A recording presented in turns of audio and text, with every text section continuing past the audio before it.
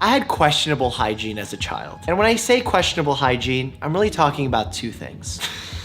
I never thought I'd say this on YouTube, Jesus. Happy Mother's Day, folks. Today's a very special day, and it really holds a special place in my heart. I unfortunately lost my mother to cancer during my medical school training. And when I started this channel, I actually made a video dedicated to my mom on Mother's Day. But now I decided to sit down and tell you some more uplifting stories and share some of my most embarrassing moments in childhood that my mom was a part of. It's gonna be a funny one, it's gonna be an enjoyable one, and for me, an embarrassing one. Let's get started.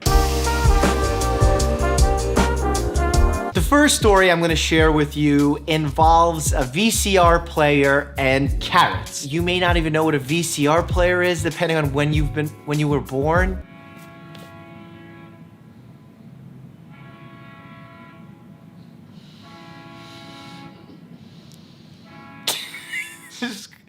Like, come on. Anyway, I remember back when I was 4 years old, my father was one of the first people in our community to get a VCR because it was so expensive at the time. It was right when the USSR had collapsed and the money got so devalued that any products that were imported became extremely expensive. A car would be double the cost of a VCR only. That's how expensive this VCR was. So my dad gets this VCR. It's the pride and joy of the house for the first few days. He teaches me how it works, shows me when you put the tape in, it appears on the TV. My mind was blown. And then the next day my mom was cooking and she has all these carrots by her. And I think to myself, well, my dad put a tape in there and it pops up on the screen. What if I take the carrots, put them inside the little slot, they'll appear on the screen, right? I grab the carrots, I stick them one by one inside the VCR, hoping to see them pop up on screen. When they didn't, I was so confused. I walked up to my mom and I'm like, Mom, I don't understand. Dad put the tape in and it popped up on the screen. Why when I put the carrots in, they don't pop up on the screen too? She got very worried, not because of what I did, but because of what my dad was about to do to me if he was to find out. So my mom, being the amazing human that she was, right away gets down on her knees, starts trying to fix the VCR, rip out the carrots, turns into a huge mess. The VCR is basically like covered in carrot bits. And right in that second, like timing was from a movie, my dad walks in, sees what we're doing, flips out, starts yelling at me, and my mom is there protecting me, hugging me, saying, I didn't know.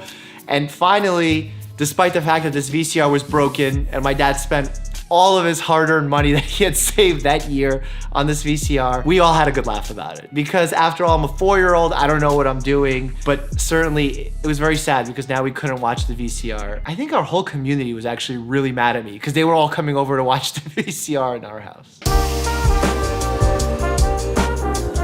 When we made it to the United States, we were incredibly poor. We were living dollar to dollar. But my dad, because he was such a hardcore romantic, he would constantly buy my mom gifts. They weren't huge gifts, they were more just sweet gestures. For example, if he saw a dress that he thought would look great on my mom, he would bring it home and tell her he got it for her. She would legitimately yell at him. She would tell him like, are you crazy spending money we don't have? He's like, but I thought it would.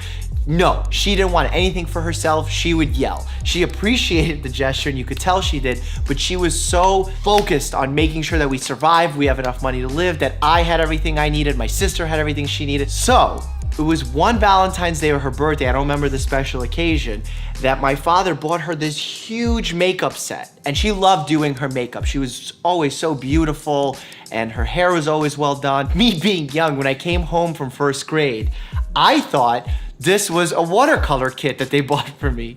And I had coloring books. Like, they loved buying me coloring books from like the 99-cent store. I took this kit and I legitimately like put water in each one of like the little palette holes and started with my paintbrush trying to paint my coloring books, and it wasn't working too well. So I brought her over to my sister, who's 9 years older than me, and I showed it to her. I was like, why isn't the watercoloring kit working? Did I do it wrong? And her face was just so rich, like this dismay, that the fact that I just ruined mom's gift. And when she told me what it was, I was like, oh my God. If mom yells at dad so much about the fact that he buys her stuff, and now I just destroyed the thing he bought her, I thought they were both gonna kill me. So my sister told me I had to tell my mom. I brought the kit over. She was in shock, like, why was there water all over it? But when I explained it to her, she didn't yell at me. She hugged me, she said she loved me, and like, It's like she was never disappointed in anything that I did, unless of course I brought home a bad grade from school. Then she like went off on me. But any mistake I made that was a genuine mistake, she never got mad. She was just so understanding and compassionate, even when I destroyed her makeup kit. I've only broken one bone in my body, and that is my left wrist. My mom and I went snowboarding in the Poconos. I took a lesson. I was really bad. I went on the bunny hill and I was like, cool, I know how to do this. I fell a bunch of times and I'm like, all right, let me try it again. Went on the lift, went down the bunny slope again. Boom! Took a horrible fall because I didn't know what I was doing. Landed on my wrist. Was too cool to wear wrist guards. Please wear wrist guards. The ski patrol people escorted me to like their care station, put ice on it. I was like shivering, nauseous, which is a good sign that you probably broke a bone. They didn't think I broke it. They offered me to go to the ER. I didn't. We looked at it. We said, let's see what it looks like tomorrow. Took some medicine, no big deal. Wake up the next morning, my wrist is all swollen. And what do I say? I'm a good rollerblader. I won't snowboard, so let me try skiing. So I started to ski and I wasn't falling. I was actually doing a great job. So I stuck with that. A day later, my mom and I come home to New York and my dad sees this. He's a second-year resident, family medicine resident at the time. He looks at my wrist and instantly goes, are you guys crazy? His bone is definitely broken. And this is 11 p.m. at night. He rushes me to the hospital where he's doing his residency. Right away, they get an x-ray, see that I have a wrist fracture, cast it up. I had this cast on for 4 weeks and it sucked. I hated having a cast, but you know, whatever. I go to the orthopedist office and I was supposed to take my cast off a month in. Orthopedist says, well, we could take it off today, but I think we should take it off next week. Let's give you an extra week to heal. And I was so bummed out that I went home and I started doing some research, the inner doctor of myself, how to take off a cast. There was special scissors or a saw that you can use. And I said, well, I have surgical scissors that my dad brought home from the hospital. I'll just use those. And I saw that if you wet a cast, it would be a little bit weaker and easier to cut. I filled up my bathtub with a lot of water. I went into it and I soaked the cast.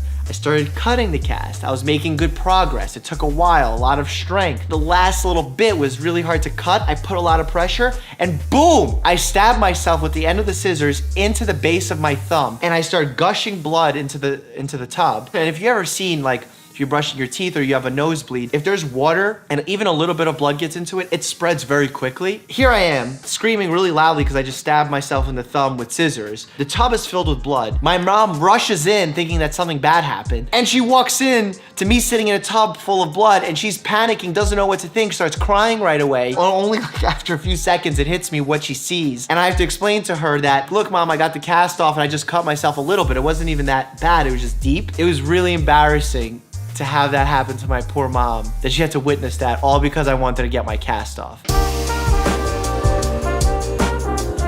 For the grand finale, I'm gonna tell you something that's probably most embarrassing about myself. I had questionable hygiene as a child. And when I say questionable hygiene, I'm really talking about two things. I refused to wipe my butt with toilet paper.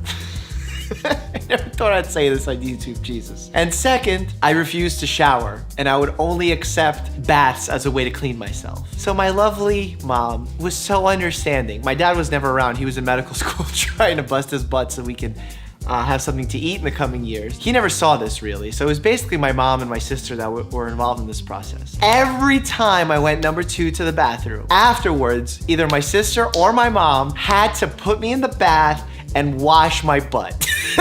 So embarrassing and disgusting to talk about. It was something about the toilet paper that like irritated my skin and made me unhappy that I had to say like, no, I refuse to use the toilet paper. I need my butt washed. And somehow it became a thing that my poor mom with a graduate degree, a PhD degree, would be sitting washing her kid's butt, I think up until the age of 7 or 8. Just think about what an awesome human she is. She has an 8-year-old son and she's washing his butt every time he poops. The next thing is I refuse to take showers. Go figure. Showers are awesome. They're quick. It's easy.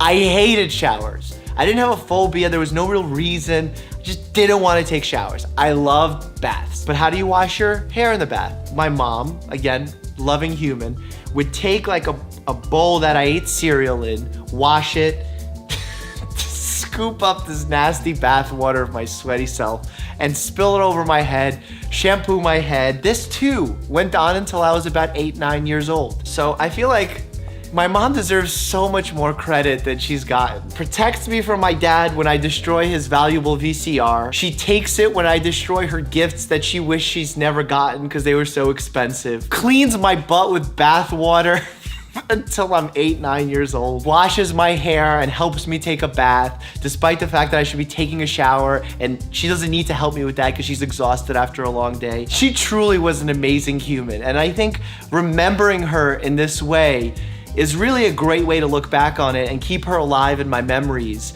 because that's all we can do. We're all gonna at some point in our lives lose a loved one, a friend, a family member, and it's never an easy journey, and grieving is an important part of that. Being sad is an important part of that. We shouldn't move away from being sad. It's part of the process. If we move too quickly from it, you won't heal. And at some point you're gonna get sad and you're gonna make up for the time that you skipped over your grieving process. So I think I've done that. And I think to keep my mom alive in my memories and celebrate Mother's Day, to make a video like this where I can remember these silly moments between us, celebrate what a great human she was, I think that's really powerful. So everyone at home, please love and cherish your moms. It's Mother's Day. Tell them you love them today on Mother's Day. Tell them tomorrow, tell them the next day. Because again, as I said in my first video, in this crazy life, you don't know what will happen. And if you want to see the tribute that I made to my mom 2 years ago, which is a really touching story, click here. And as always, stay happy and healthy.